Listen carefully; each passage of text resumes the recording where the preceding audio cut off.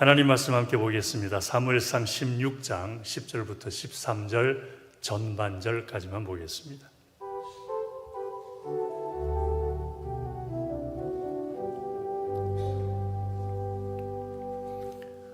합독해서 같이 읽도록 합니다. 시작.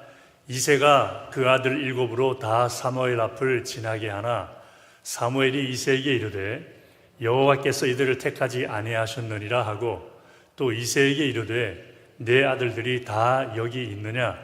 이새가 가로되 아직 말째가 남았는데 그가 양을 지키나이다. 사무엘이 이새에게 이르되 보내어 그를 데려오라. 그가 여기 오기까지는 우리가 식사자리에 앉지 아니하겠노라. 이에 보내어 그를 데려오매 그의 빛이 붉고 눈이 빼어나고 얼굴이 아름답더라. 여호와께서 가라사대 이가 그니 일어나 기름을 부어라. 사무엘이 기름불을 취하여 그 형제 중에서 그에게 부었더니 이날 이후로 다윗이 여호와의 신에게 크게 감동되니라. 아멘. 기도하겠습니다.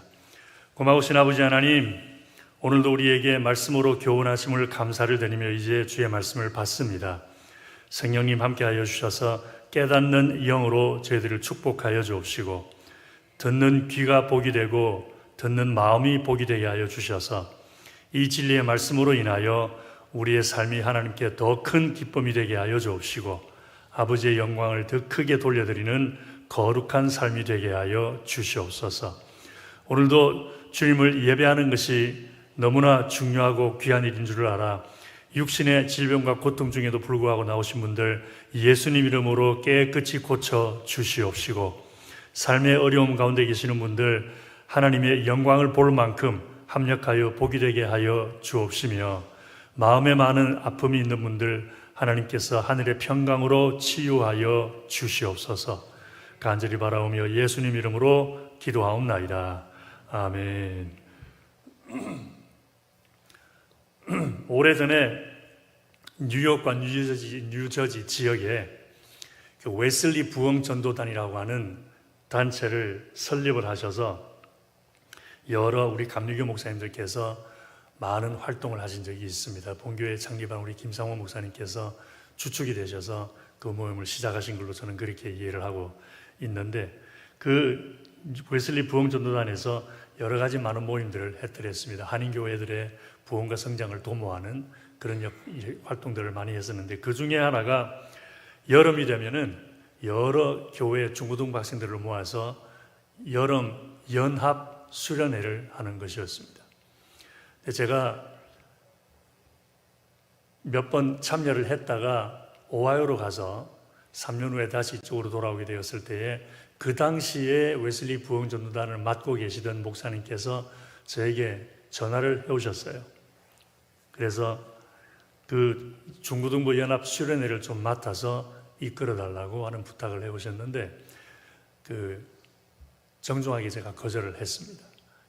아직 저희 교회 온 지 1년도 안 된 상태였고 또 그 중고등부 아이들 연합 수련회 하는 게 이게 쉬운 일이 아니라서 그래서 지금 이 거절을 좀 했었습니다. 그랬더니 단장 목사님께서 그 연합 수련회의 중요성에 대해서 재차 설명을 하시면서 우리 자녀들을 위한 중요한 일이니만큼 꼭 같이 동참을 좀 해달라고 하는 그런 말씀을 해주셔서 그래서 마지못해 그 일을 2년 동안 맡았었는데 하나님께서 은혜를 베푸셔서 매년 수백 명의 학생들이 모여서 연합수련회를 하는 은혜가 있었더랬습니다. 근데 생각을 해보면 하나님께서 우리를 부르신 것이 그 목사님께서 저를 부르신 것과 비슷하지 않나 싶은 생각을 해봅니다. 많은 경우에 하나님께서 우리를 부르신 것은 우리를 구원하고 그리고 우리를 축복하기 위함이라고 생각합니다. 맞는 말입니다. 우리 성소교회 성도님들 하나님의 부르심을 따라서 구원받으시고 또 축복받으시기를 주의 이름으로 축원합니다. 그런데 조금 깊이 생각을 해보면 하나님은 그냥 우리를 구원하고 축복하기 위해서만 부르신 것은 아니라는 것을 생각해 보게 됩니다. 그럼 구원과 축복 외에 또 무엇을 위해 우리를 부르셨다는 것인가? 라는 질문이 생기게 되는데 단도직입적으로 말하자면 하나님이 하시는 일에 동참해 달라는 것입니다. 할렐루야. 하나님이 하시는 일에 동참해달라. 나랑 같이 좀 일 좀 하자. 이런 뜻인 거죠. 오늘 본문에서 그것을 살펴볼 수 있는데, 오늘 본문은 하나님께서 다윗을 이스라엘의 2대 왕으로 세우시는 내용입니다. 그 배경은 이렇습니다. 이스라엘 백성들은 가나안 땅에 정착하고 난 다음에 400년이 지나는 동안 왕이 없이 지냅니다. 그러다가 우리에게도 왕이 좀 있어야 되겠다 생각을 하고 하나님께 왕을 달라고 부탁을 했더니 하나님께서 사울이라고 하는 사람을 왕으로 세우십니다.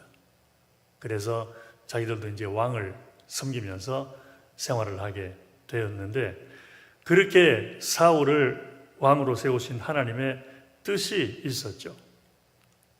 그 세우신 이유가 있었습니다. 그것은 사울 왕이 이스라엘 백성들을 잘 다스려서 이스라엘 백성들이 여호와 하나님만을 섬기는 백성이 되기를 원하셨던 거죠. 할렐루야. 그런데 시간이 지나면서 사울 왕 자신이 먼저 하나님을 떠나는 일이 생기기 시작을 합니다. 그래서 사무엘상 13장에 보면 사울 왕이 블레셋 군대와 싸우러 나갈 때에 제사장만이 드리도록 되어 있는 제사를 자기가 드려버립니다. 하나님께서 금하신 일을 한 거였죠. 그래서 하나님은 선지자 사무엘을 보내셔서 사울을 책망을 하십니다. 그런데 그 후에 또 한 번 사울은 하나님 말씀에 순종하지를 않습니다. 이거 슬라이드 이게 왜 이렇게 안 되는지 좀 고쳐주시면 정말 좋겠습니다. 둘 다 주셨는데 둘 다 제대로 작동이 되질 않습니다. 그래서 하나님이 금하신 것을 자기가 하면서 하나님 말씀에 순종하지 못하는 모습을 보이기 시작하니까 하나님께서 사무엘을 보내셔서 책망을 하시죠. 그러면서 네가 오랫동안 왕이 되지 못할 것이다. 그런 경고의 말씀을 하십니다. 근데 그 후에 또 한 번 사울은 하나님 말씀에 순종하지 않습니다. 하나님께서 아말렉 족속들을 치라고 하시면서 모든 가축들도 다 죽여버리라고 말씀을 하셨는데 어떻게 했죠? 가축들이 튼튼하고 건강하고 잘생겼다고 전리품으로 데리고 와버립니다. 그랬더니 하나님께서 사무엘 선지자를 또 보내셔서 너 왜 또 내 말을 안 듣냐? 그러면서 지난번에 잘못했을 때는 너희 집 안에 왕위는 계속 유지시켜 주겠지만 너는 오랫동안 왕이 못 된다고 얘기를 했는데 또 나의 말을 듣지 않으니까 이제 너희 집안에서 왕위가 그칠 것이다. 너희 집안에 네가 마지막 왕이 될 거다. 그러면서 주님께서 사울 왕을 밀어내십니다. 그러면서 하나님이 세운 이스라엘의 두 번째 왕이 다윗이었던 것입니다. 그래서 오늘 본문에서 그런 내용을 이제 읽어보았는데, 이렇게 하나님께서 다윗을 이스라엘의 2대 왕으로 세우신다고 하면 대부분의 경우에 또 뭘 생각을 하죠? 축복을 생각합니다. 하나님이 다윗을 이렇게 축복해 주셨구나. 하나님께서 다윗의 믿음을 보시고 이렇게 놀랍게 은혜를 베풀어 주시는구나. 그렇게 생각들을 먼저 보편적으로 하게 됩니다. 하나님은 다윗을 축복하시려고 왕으로 세우셨다는 것이죠. 근데 이것도 마찬가지입니다. 틀린 말이 아닙니다. 맞습니다. 하나님은 분명히 다윗을 축복하기를 원하셨고 축복해 주셨습니다. 그런데 성경을 조금 더 깊이 살펴보면은 또 그것보다 또 깊은 뜻이 보인다는 거죠. 뭐냐면 하나님께서 다윗을 왕으로 세우신 것은 하나님이 하시고자 하는 일에 다윗이 함께 해주기를 원하셨기 때문이라는 것입니다. 하나님이 지금 뭔가를 하시려고 그러는데 함께 일할 사람을 찾으시는 거예요. 근데 사울을 찾으셨는데 사울이 그만한 인물이 되지를 못하니까 하나님께서 내치시고 이제는 다윗을 찾으셔서 왕으로 세우시면서 나와 함께 일하자 이렇게 말씀하시는 거죠. 할렐루야. 사실 따져보면은 하나님께서 그냥 다윗과 함께 하셔서 다윗을 축복해 주시기만 원하셨더라면은 굳이 다윗을 왕으로 세우실 필요가 없었습니다. 그냥 다윗 축복해 주셨으면 그만이에요. 또 다윗을 축복하는 것이 전부였다면 굳이 다윗에게 나와 함께 하자라는 말씀을 하실 필요도 없었습니다. 그냥 축복만 베풀어 주시면 그만이에요.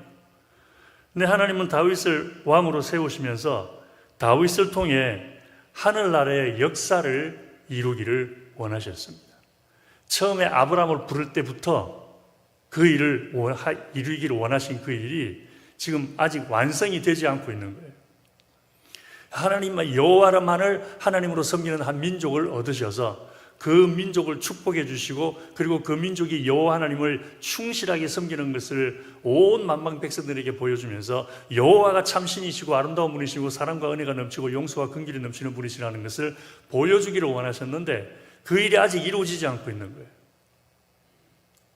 그래서 다윗을 왕으로 세우셨는데 다윗을 축복하기 위함도 물론 있었지만 오히려 하나님이 하시고자 하는 일에 다윗이 함께 해주기를 원하셨습니다. 그래서 다윗을 왕으로 세우신 것은 다른 말로 하면은 나와 함께 하자라는 말씀이었던 거죠.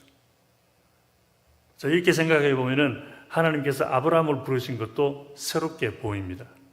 아브라함을 부른 것 역시 왜 하나님이 아브라함을 부르셨습니까? 그러면 제일 먼저 딱 떠오르는 말이 축복해 주시려고 그것입니다.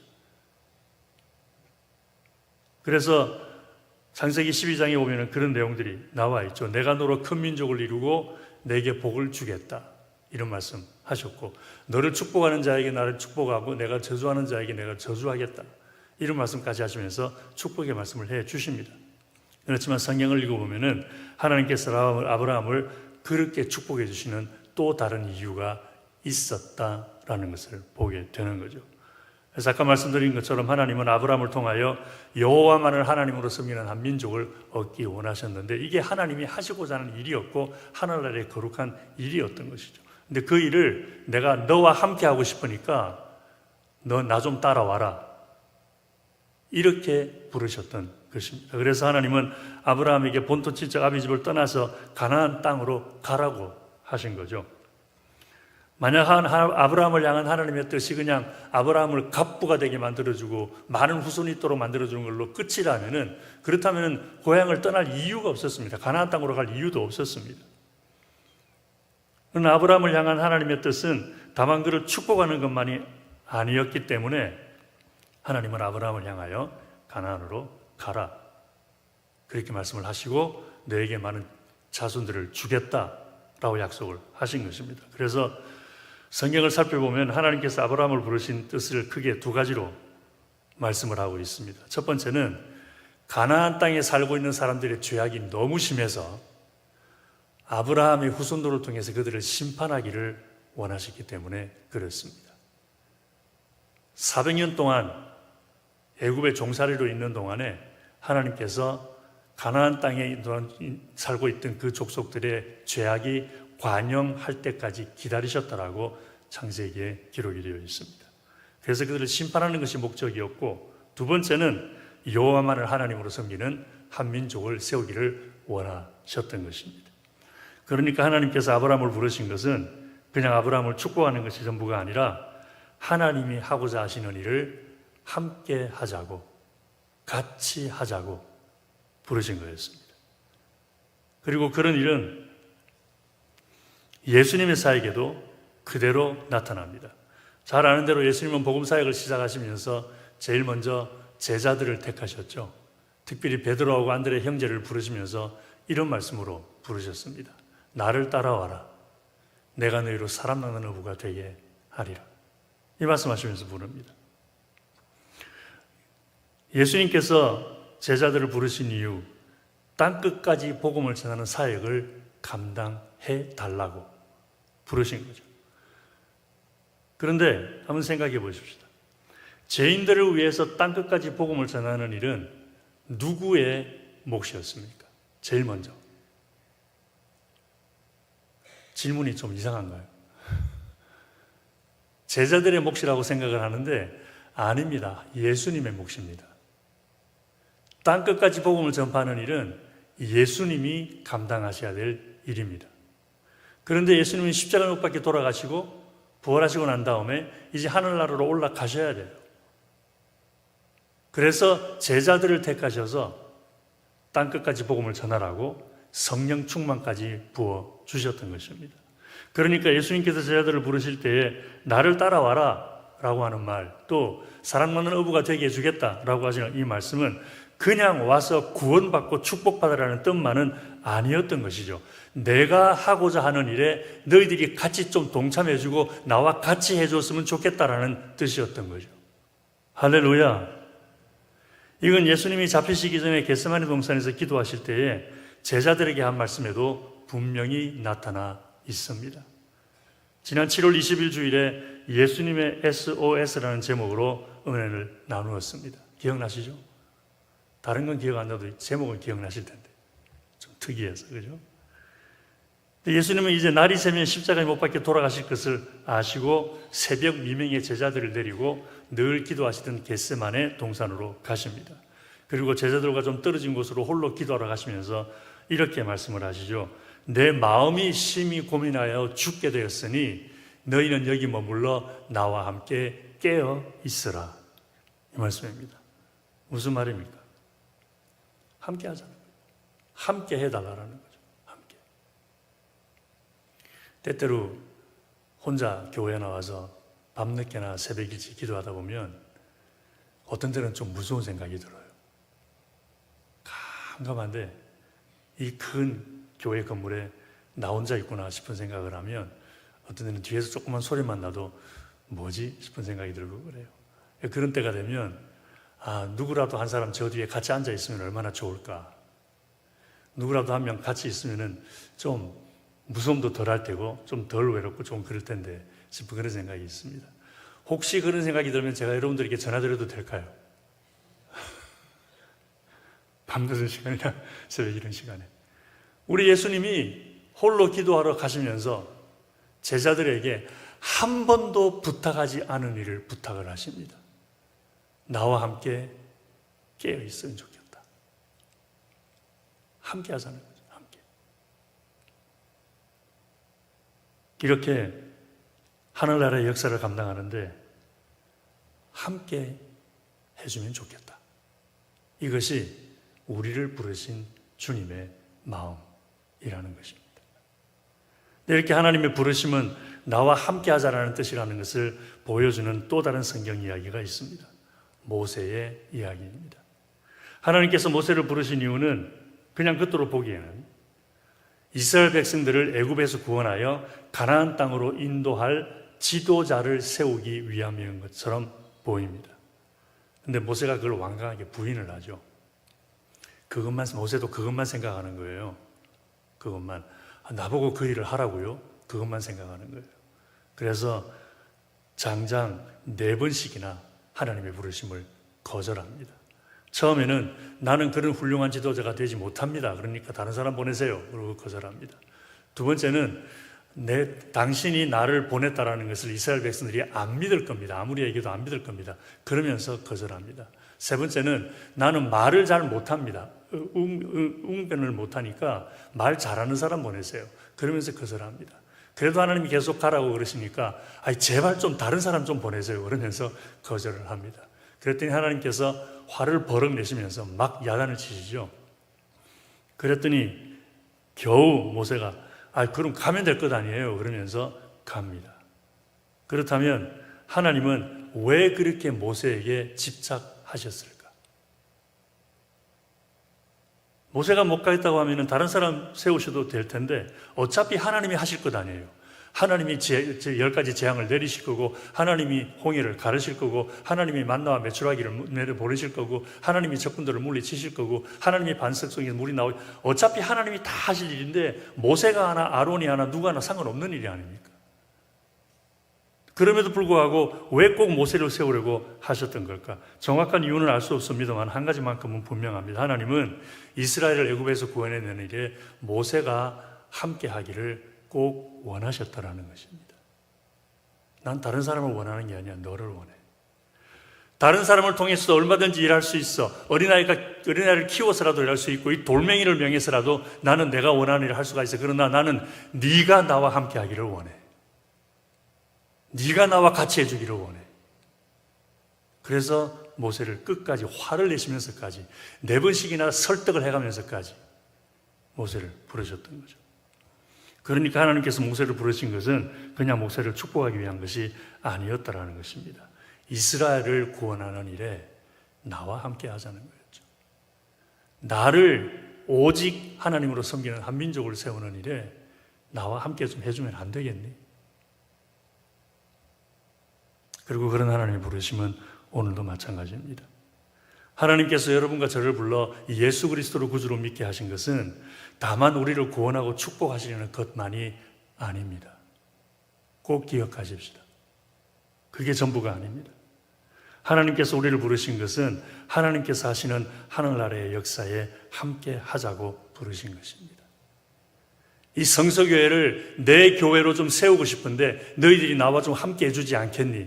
내가 이 성서교회를 통해서 내가 영광을 받고 너희들의 기도를 통하여 내 나라가 세워지고 너희들의 찬양을 통하여 나의 영광이 나타나고 너희들의 수고와 섬김을 통하여 내 나라가 내 교회가 세워지기를 원하는데 그 일에 너희들이 좀 동참해 주지 않겠니?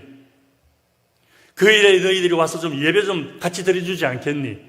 금요 찬양 예배 때 와서 함께 찬양해 주지 않겠니? 아침 10시가 되면 여기서 기도회 하는데 예배를 위한 기도회를 하는데 그 기도회에 와서 좀 동참해 주지 않겠니? 속회를 통하여 너희들을 훈련시키고 싶고 너희들을 키우고 싶고 너희들을 성숙하게 만들고 싶은데 그 일에 너희들이 좀 동참해 주지 않겠니? 이 땅에 내가 있다는 것, 내가 이 땅 세상 사람들을, 죄인들을 사랑한다는 것, 이것을 내가 너희들을 통해 좀 나타내고 싶은데 좀 함께 해주지 않겠니? 이것이 우리를 부르시는 하나님의 진정한 뜻인 줄로 믿습니다. 할렐루야. 그런데 한 가지 답답한 것은 있습니다. 대부분의 경우에 하나님께서 우리를 통해 하고자 하시는 일이 무엇인지 잘 보이지 않는다는 것입니다. 아브라함이 그랬습니다. 그래서 눈에 보이는 거라고는 귀찮은 것밖에 없어요. 아이고, 짐 싸가지고 가나안 땅까지 어떻게 가, 그 먼 길을. 귀찮은 것밖에 없어요. 이 많은 가축들을 끌고 아이고 어떻게 그 먼지 풀풀 나는 길을. 거기 가면 나그네인데 여기서는 내가 고향이니까 괜찮은데 거기는 나그네 생활이 되어버리는데 어려운 것밖에 생각하지 않습니다. 하나님이 뭘 하시려는지. 후손을 주시겠다 그런 건 고맙고 감사한데 뭘 하시려는 건지. 여기서 주시면 안 돼. 왜 꼭 그 길을 가야 돼? 마찬가지로 오늘도 우리가 하나님이 주시는 말씀을 보면 왜 꼭 그걸 해야 돼? 귀찮은 것밖에 생각되지 않습니다. 왜 꼭 그 길을 가야 돼? 아니 온라인으로도 드릴 수 있잖아. 게을러질 수 있습니다. 아브라함도 그랬죠. 하나님이 그를 어디로 인도하는지도 모르고 떠났습니다. 하나님이 그를 통해 여호와만을 하나님으로 섬기는 한민족을 세우기를 원하신다는 거 몰랐습니다. 말씀을 안 해주셨으니까. 나중에 알게 된 거죠. 자기 후손들을 통해 죄악으로 가득한 가나안 사람들을 심판하시려는 것이라는 것도 전혀 몰랐습니다. 그렇지만 믿음을 잃지 않고 하나님과 함께 합니다. 하나님이 가라는 곳으로 갑니다. 어려워도 귀찮아도 불편해도 힘들어도 죽을 것 같은 그런 위험 앞에서도 끝까지 주님을 섬깁니다.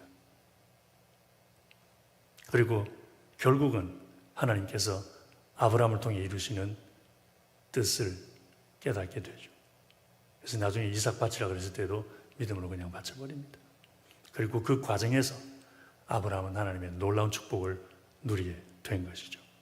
지금도 마찬가지입니다. 지금도 대부분의 경우에 하나님께서 우리를 통해 무슨 하늘나라의 역사를 이루시는지 구체적으로는 자세하게 알 수가 없습니다. 그러나 큰 그림은 알고 있습니다. 아브라함의 삶 속에 매일매일은 하나님의 역사가 어떤 것인지 보이지 않았지만 큰 그림, 하나님의 역사가 다 끝나고 난 다음에 어떤 일이 일어날 것이라는 것, 하나님을 섬기는 한민족을 세우신다는 그것은 알게 되었던 것처럼 우리 역시 하나님과 함께하는 우리를 통하여 하나님의 교회를 세우신다는 것, 그리고 하나님의 나라를 세우신다는 것, 그것은 알고 있습니다. 그러므로 사랑하는 성수기의 성도님들, 우리를 통해 하나님이 하시는 일이 당장 눈에 정확하게 보이지 않더라도 하나님과 함께 하십시다. 예배 드리는 것이 하나님과 함께 하는 것이고, 찬양하는 것이 하나님과 함께 하는 것이고, 기도하는 것이 하나님과 함께 하는 것이고, 속회 모임에 참석하는 것이 하나님과 함께 하는 것이고, 교회 행사에 열심을 내는 것이 겉으로 보기에는 그냥 세상 일 같지만 하나님과 함께 하는 것입니다. 그런 일을 통해서 하나님은 우리를 통하여 성서교회를 멋있게 세우실 것이고, 그리고 하나님의 나라를 우리 삶 속에 세우실 것입니다. 하나님 하시는 일에 동참하십시다. 할렐루야. 기도하겠습니다. 아버지 고맙습니다. 우리를 부르신 주님의 뜻을 깊이 묵상할 수 있어 감사를 드립니다. 다만 우리를 택하여 구원하시고 축복하시고 하늘나라 백성 삼으신 것이 전부가 아니라 우리의 인생이 결코 헛되지 않도록 가장 아름답고 가장 보람되고 가장 값지고 가장 귀한 인생이 되도록 하나님이 하시는 거룩한 일에 동참하도록 우리를 불러주시면서 나와 함께 하자는 음성을 들려주심을 감사를 드립니다. 사랑하는 성수의 성도님들 한 분도 빠짐없이 예수 믿고 구원받아 축복을 누릴 뿐만 아니라 하나님과 함께하는 천국 역사의 일꾼들 되게 하여 주시옵소서. 간절히 바라오며 예수님 이름으로 기도하옵나이다. 아멘.